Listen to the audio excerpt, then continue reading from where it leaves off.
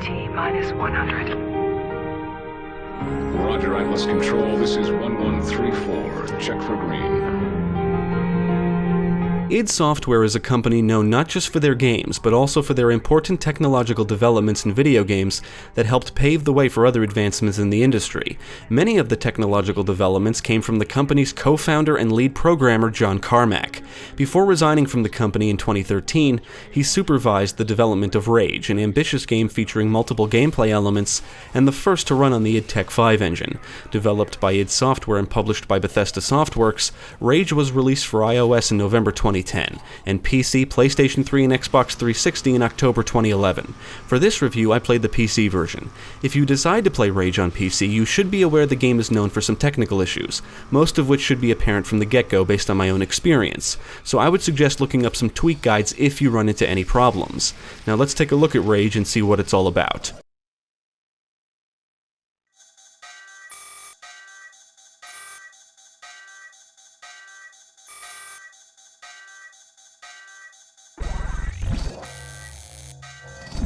External disturbance detected. Cryogenic chambers compromised. When an asteroid collides with Earth, human civilization is wiped out, leaving behind a wasteland. Survivors form settlements and contend with mutants and bandits that roam the wasteland and target normal humans. Underground are humans sealed in arks, and these are the result of the Eden Project, which was an undertaking to preserve human life after the asteroid collision.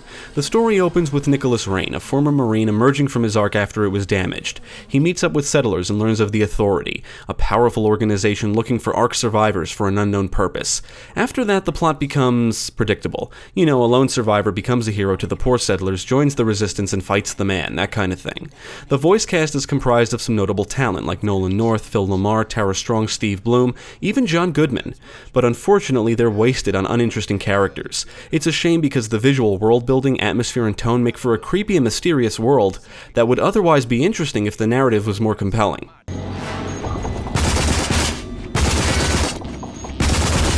Where's a bloody backup? Move it!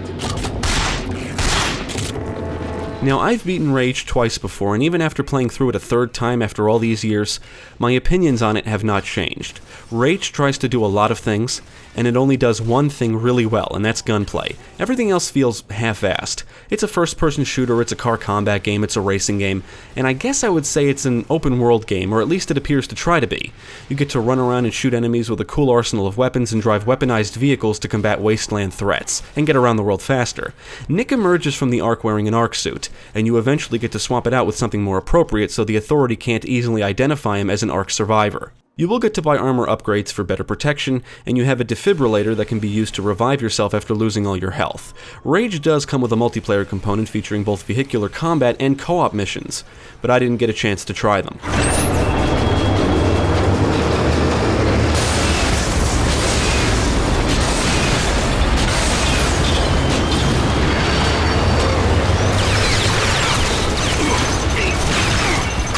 Rage excels when it comes to the gunplay. You start with a pistol and will acquire other weapons as you progress. You'll get your hands on typical weaponry like shotguns, an assault rifle, sniper rifle, machine gun, and rocket launcher, along with some more interesting weapons like a nail gun, crossbow, and pulse cannon.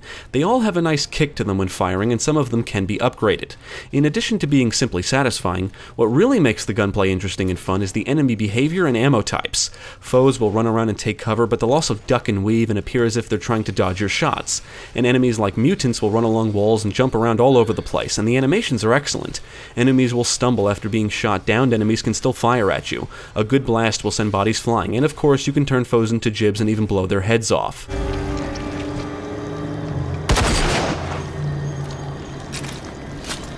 Some weapons are better for certain threats, and the different ammo types can change how you approach situations. Pop rockets basically turn your combat shotgun into a grenade launcher. The nail gun can fire rail slugs that can shoot through walls, and the crossbow can fire some of my favorite ammo types in the game.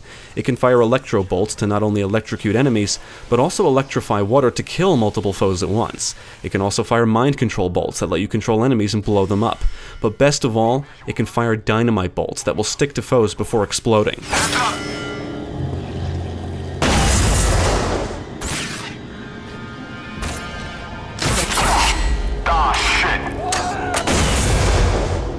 Each weapon has its own set of ammo types, and ammo can either be found in the environments, purchased, or crafted.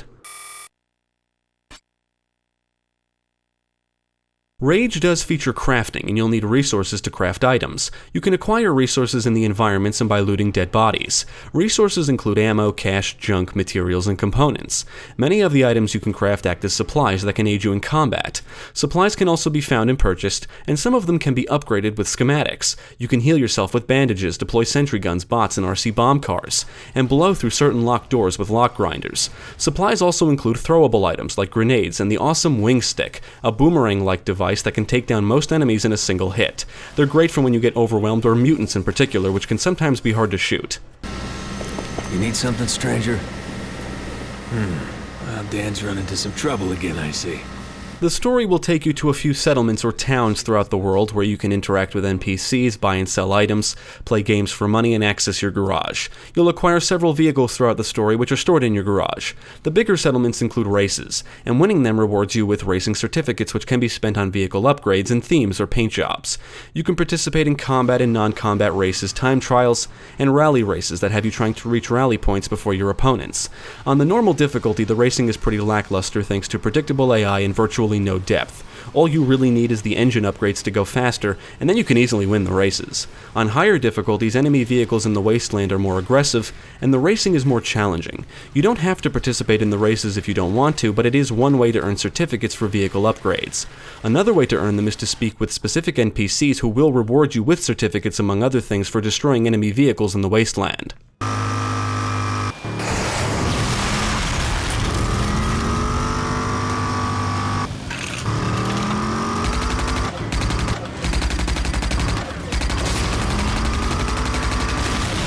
The world design is the game's biggest problem. It looks nice, but there's nothing to do. The story is set in the Wasteland, which features some big open areas with entrances to different locations, which is where the missions take place. At first it appears like the Wasteland is a big open world, but it's not. And even though the world is technically open, you can basically go anywhere you want, it's also condensed and somewhat linear, and because there's very little to do, getting around quickly becomes boring. There's basically no reason to explore, nothing interesting happens, and you'll rarely see enemies running around on foot. You can drive off jumps into drones, which rewards you with resources, but that's basically it. Then there's the car combat. While driving, you can switch between different weapons and utilize quick-use items, like hover turrets, shield, drop mines, and other stuff. You'll often be attacked by enemy vehicles and towers, but enemy vehicles will always appear in the same places, and on the normal and hard difficulties they don't pose much of a threat and can easily be dispatched. In fact, you can just ignore them most of the time. Ultimately, the entire open world element feels underdeveloped and unnecessary.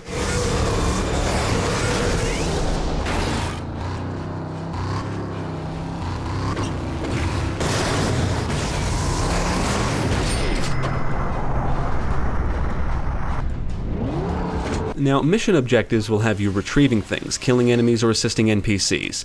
Missions are offered by NPCs, and you can also take on side missions from the job board in the settlements. The missions offered by the NPCs are always more interesting than those offered on the job board. The job board missions will often take you back to locations you've already been to, and there's nothing really new to see. And there's one that has you repeating the exact same objective as a mission offered to you by an NPC. Each location will feature enemies to kill. Bandits are split up into different clans, some foes are equipped with armor, others fly around with jetpacks, and the further you progress, the more the different ammo types become important. The rocket launcher or any type of explosive ammo is great against big enemies, and some ammo types are better against armored foes. The weakest mission in the game is by far the final one. There's no traditional final boss or anything. You complete the mission and the game just ends. It's kind of anticlimactic, actually.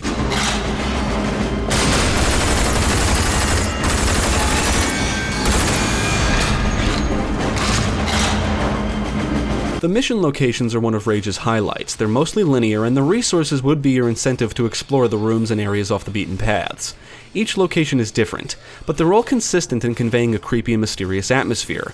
When you're running and gunning around the dark and creepy tunnels, hideouts, and facilities, that's when the gameplay really shines. The locations are well designed, and I think the game would have benefited by being a mission or level-based shooter like several of id Software's previous offerings. They could have kept the settlements and made them hub areas with exits that take you directly to the different locations/missions, and when you complete a mission, you'd be brought right back to the settlement.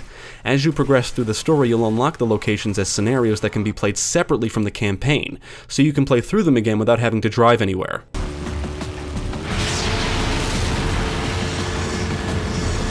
Rage is the first game to run on id Software's id Tech 5 engine, and one of its defining features is more advanced megatexture technology than the previous engine. It supports higher resolution textures, and the engine streams textures into memory as needed. It also uses shadow maps, which results in shadows with soft edges, and includes numerous advanced graphical effects. Rage looked visually impressive for its time, and it still doesn't look too bad. I think everything looks amazing from a distance. The only thing I perceive as an eyesore is all the grain. That's how I describe it anyway. Everything looks a little grainy when viewed up close.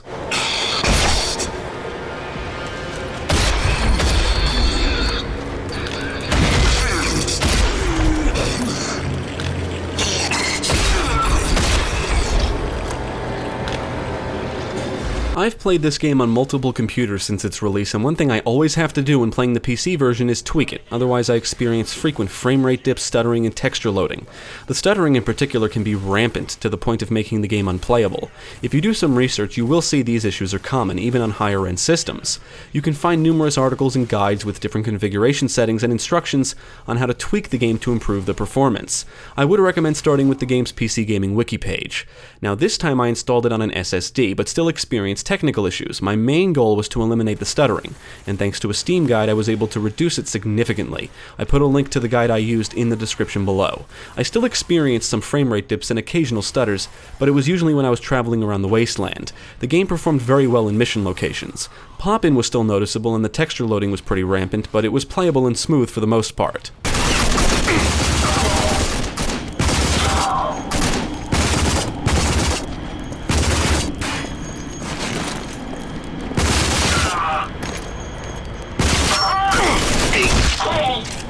There's a lot of visual effects and details that really bring the environments to life. Rock formations keep you contained in the wasteland, and despite the world being pretty boring to navigate, it does at least look like a bleak wasteland filled with the remains of what was once a civilization. Smoke, dust, and particles fill the air. Destroyed vehicles can be found all over the place. You'll drive on destroyed roads. Objects and structures can be seen sticking out of the ground, and the backgrounds showcase destroyed cityscapes. The mission locations look dirty, grimy, rusted, rundown, and uninhabitable. You'll traverse through a lot of bombed out areas, and some locations like Dead City and the Wasteland tunnels have an eerie aura about them. The mysterious and creepy atmosphere builds tension and helps make encounters feel more intense. What really heightens the tension is the soundtrack. It's full of appropriately moody tunes that become more dramatic during firefights. The gameplay is accompanied by excellent audio work. Weapons feel great thanks not only to good visual feedback, but also powerful sounding weapons fire. Mutants make all kinds of disgusting noises, bandits and authority enemies will shout things as the bullets are flying, and they will scream and groan as they die. The audio-visual presentation is impressive, and the developers did a great job at creating a grim post-apocalyptic world.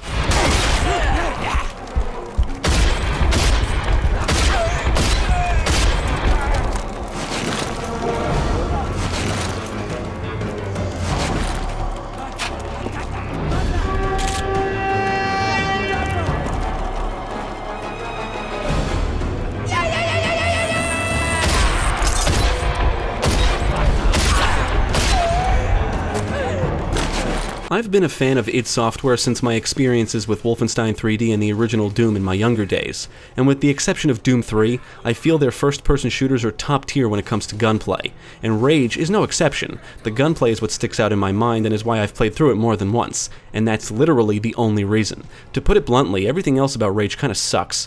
The gunplay is of typical id Software quality, but everything else feels like it was tacked on. The Wasteland has to be one of the most disappointing worlds I've ever navigated. As it relates to the single player, the car combat and racing can become boring quickly. Higher difficulties can increase the challenge, but it's not enough to elevate these elements above mediocrity. Rage gives the player the illusion of an interesting and expansive post-apocalyptic world, with plenty to see and do, but players will quickly realize that's not the case. Now, maybe the developers were just riding the Borderlands wave, but the Wasteland's open-ended nature fails to offer anything interesting other than entrances to more interesting locations. What is fun is navigating your way through the more linear environments, trying to shoot the foes that are ducking and weaving as they run and jump around while firing and throwing things at you. Firefights can get intense. The supplies and crafting supplement the on-foot sequences nicely, adding some tactical elements to the gunplay, and the game gives you a lot of ways to engage foes. Luckily, it's more of a first-person shooter than anything else, and the gunplay is what carries it.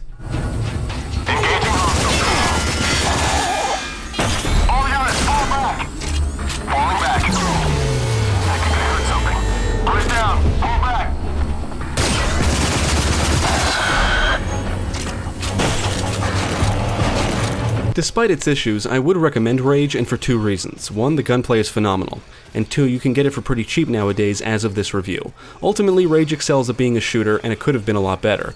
I would go as far as to say the gunplay in Rage is some of the best of its generation. I think that alone makes it worth playing. Sadly, that's all it really has going for it. I would recommend Rage to those looking for a good first-person shooter, and if you can get past all the other shit, you're in for a great time.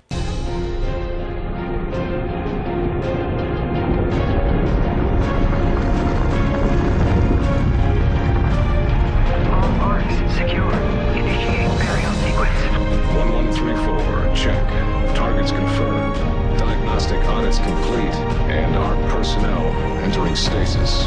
This is 1134, signing off. Understood, 1134. Go for burial. This is Atlas Control, signing off. May we live to see another day.